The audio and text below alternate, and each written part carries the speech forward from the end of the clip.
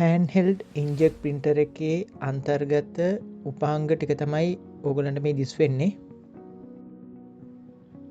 ඉංචෙට් printer එක ප්‍රයෝජනයට ගන්න කලින් එකට කාඩ්රිජ් එක මේ විදිහට දාන්න ඕන.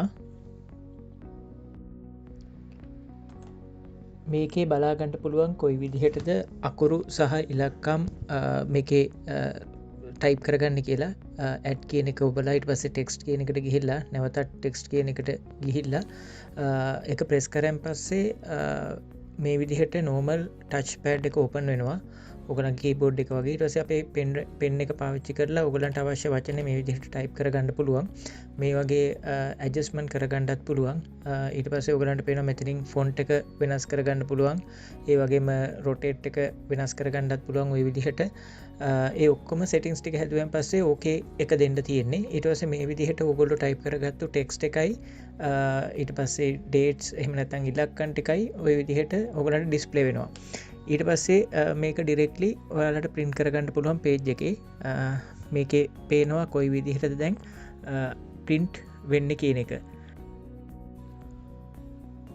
මේ උපකරණ භාවිතයෙන් තවත් කරන්න පුළුවන් එක ෆන්ක්ෂන් එකක් තමයි සීක්වන්ස් නම්බර් ගන්න එක. දැන් ඕගොල්ලන්ට ඉස්සෙල්ලා වගේම ඇඩ් කරලා ටෙක්ස්ට් කියන එකට ගිහිල්ලා මේකේ තියෙනවා කවුන්ට් කියලා ඔප්ෂන් එකක්. ඒ කවුන්ට් කියන ඔප්ෂන් එක දුන්නන් පස්සේ අපිට මෙන්න මේ වගේ ස්ක්‍රීන් එකක් ඩිස්ප්ලේ වෙනවා. එතකොට මේකේ මොන ඉලක්කමින්ද ස්ටාර්ට් එක ඊට පස්සේ කරන්ට් දැනට තියෙන ඉලක්කම සහ අවසාන වෙන ඉලක්කම තෝරගත්තන් පස්සේ රේන්ජ් එකක් දුන්නන් පස්සේ අපිට පුළුවන් වෙනවා මේ රේන්ජ් එක අතර තියෙන මේ නම්බර්ස් ටික ප්‍රින්ට් කරන්න. දැන් අපි මේකට උදාහරණයක් වශයෙන් දුන්න අංක 10 කියන්නේ කරන්ට් නම්බර් එක 10 හැටියට දුන්නා. එතකොට මේ නම්බර එක දුන්නන් පස්සේ අපිට මේකේ සයිසස් වෙනස් කරගන්න පුළුවන්. මේ දෙන්න අතර තියෙන පරතරය ඊට පස්සේ මේගොල්ලෝ අතර දැන් මේ ඉලක්කම් මේ ෂූම් කරන එක කරන්න පුළුවන්. ඒ වගේම තමයි ඉලක්කම් අතර තියෙන පරතරය වෙනස් කරගන්න පුළුවන්. ඒ වගේම තමයි ඉලක්කම් අතර තියෙන උස බල් වෙනස් කරගන්න පුළුවන්. ඔය ආකාරයෙන් වශයෙන් ඉලක්කමේ වෙනස්කම් කිරීමේ හැකියාව තියෙනවා. ඒ අවශ්‍ය විදිහට වෙනස් කරගත්තන් පස්සේ අපි ඕකේ කියන එක දෙනවා. ඊට පස්සේ දැන් අපි 10 කියන නම්බරේ රෙඩි වෙලා ඉන්නේ. අපි දැන් එක print එකක් දීලා බලමු. මේ විදිහට එක ඔයාගලන් පේන ඇති ඩිස්ප්ලේ එකේ 11 බවට පත් වෙනවා ඉබේම. ඊට පස්සේ 12 බවට පත් වෙනවා, 13 බවට පත් වෙනවා, 14 බවට පත් වෙනවා. ඔය විදිහට එකින් එක සීක්වන්ස් නම්බර් print කිරීමේ හැකියාව මේකට තියෙනවා. ඕගොල්ලන්ට අවශ්‍ය බාකෝඩ් print කරගන්නත් පුළුවන්. මේකෙත් කරන්නේ අර වගේම අපිට ඇඩ් කරන්න පුළුවන්. මේ පාර බාකෝඩ් කියන එක අපි ටච් කරලා මේව කරන්න පුළුවන්. ඊට පස්සේ අපි කැමති බාකෝඩ් අංකයක් මේකේ මේ විදිහට කීබෝඩ් එක පාවිච්චි කරලා අපිට අවශ්‍ය බාකෝඩ් අංකේ මේ විදිහට ප්‍රොවයිඩ් කරන්න පුළුවන්.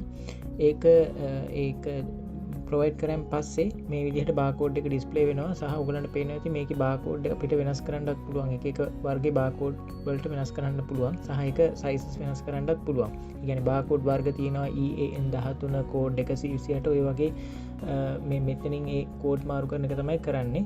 සහ අපිට පුළුවන් ඒ අවශ්‍ය කෝඩ් එකට අදාළ වෙන විදිහට හදාගත්තන් පස්සේ බාකෝඩ් එකක් නම්බර් එකක් ඩිස්ප්ලේ වෙන විදිහට අපිට මේ සෙටින් එක හදාගන්න.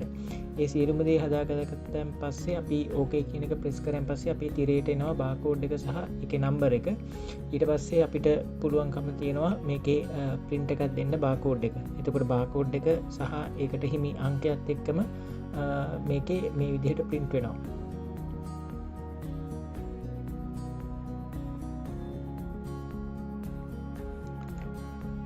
නිරන්තරයෙන්ම අපිට අවශ්‍ය වෙන එකක් තමයි මේකේ ඩේට් එක print කරගන්න එක.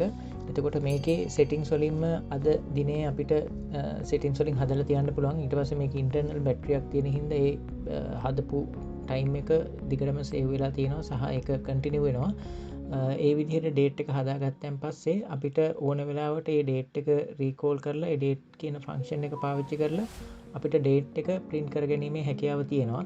එතකොට මාසය, දිනය, අවුරුද්ද එහෙම නැත්නම් අවුරුද්ද, දිනය, මාසය ආදී වශයෙන් මේ format එක වෙනස් කරලා ඕගලන්ට අවශ්‍ය පරිදි දිනය print කරගැනීමේ හැකියාව තියෙනවා.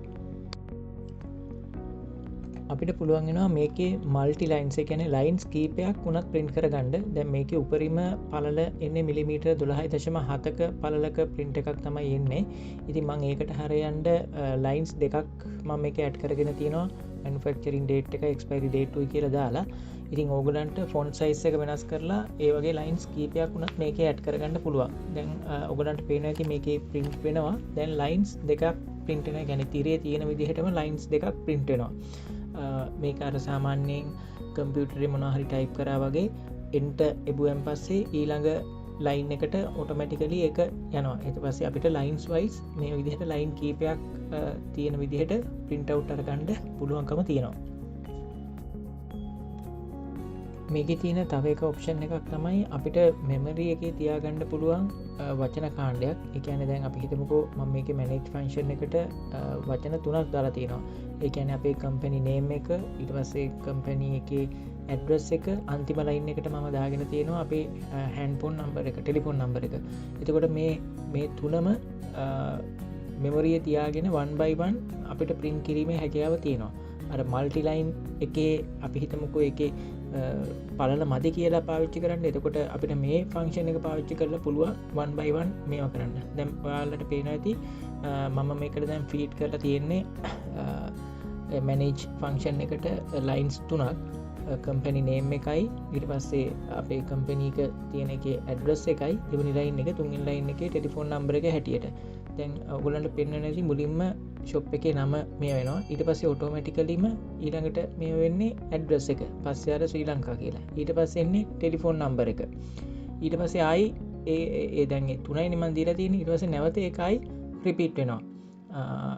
නැවතත් අපි ගැහුවොත් එහෙම ඔය මුලින්ම එන්නේ අපි ශොප් එකේ නේම් එක. ඊට පස්සේ ඔටෝමැටිකලිම පස්සයාර ශ්‍රී ලංකා කියලා ඇඩ්‍රස් එක එනවා. ඊළඟට ආය ගැහුවෙන් පස්සේ ඩිස්ප්ලේ වෙනවා නම්බර එක. ඔය වගේ මෙමොරිය තියාගෙන මැනේජ් ෆංක්ෂන් එකෙන් අපිට පුළුවන් වෙනවා දිග ටෙක්ස්ට් මන්ටිලයින් එකට දාගන්න බැරිඒව ඔය විදිහට ප්‍රින්ට් කර ගැන්ඩ.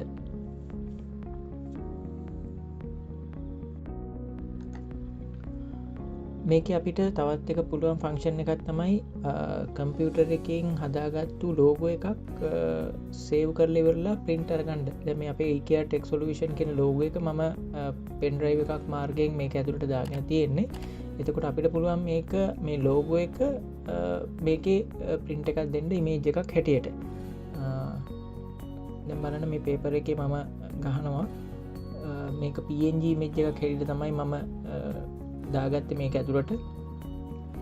ඔය විදිහට අපිට මේක ඉමේජස් ප්‍රින්ට් කරගන්න පුළුවන්.